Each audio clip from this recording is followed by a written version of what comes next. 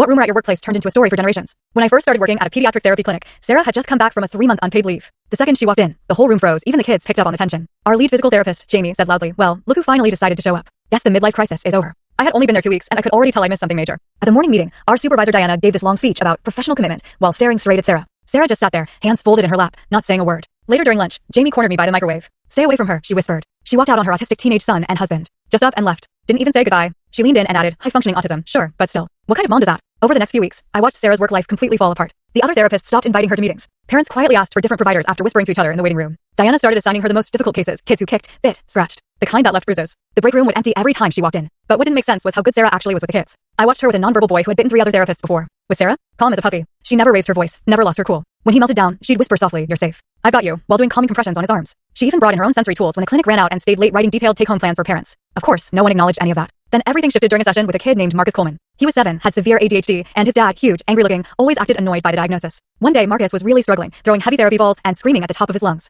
I was crouched on the floor after one hit me when suddenly, his dad stormed into the room reeking of whiskey. "This is BS," he yelled. "He doesn't need this baby therapy." Then he grabbed Marcus by the arm, yanking him hard. "Sir, please," I started to say. He spun around and slammed his hand against the wall near my head. "You people are scamming us, making him worse so we keep paying." He grabbed my shoulder, fingers digging in. "Maybe someone needs to knock some sense into you." I froze. That's when Sarah stepped in. "Let her go. Now," she said, her voice low but sharp. "Don't tell me what to do," he growled. "I know all about you. You abandoned your own kid." She didn't back down, even when he raised his fist. "You're hurting your son," she said calmly. "Step back or I'm calling CPS." Something about her tone made him stop. Marcus broke free and ran straight into Sarah's arms, clinging to her. She knelt down, checking him for bruises while keeping herself between him and his dad. Mr. Coleman stormed out, still shouting about lawsuits. Sarah turned to me immediately. "Are you okay? Did he hurt you?" She gently looked at my shoulder. I was still shaking. "You saved me," I whispered. "We're supposed to look out for each other," she said. "At least we should." That moment stuck with me. Then Diana called us into her office. I thought she'd thank Sarah, maybe even hug her. Instead, she scolded her. "You escalated the situation. Mr. Coleman says you threatened him and turned his son against him. Maybe your personal history is clouding your judgment." Sarah tried to explain, but Diana cut her off. A mom who abandons her kid might misinterpret normal parenting as abuse. I jumped in. "I saw everything." "Sarah helped, did she?" Diana snapped. "Or did she manipulate a child against his father?" "She placed Sarah on probation. One more incident and you're done." Sarah's hands shook as she signed the papers.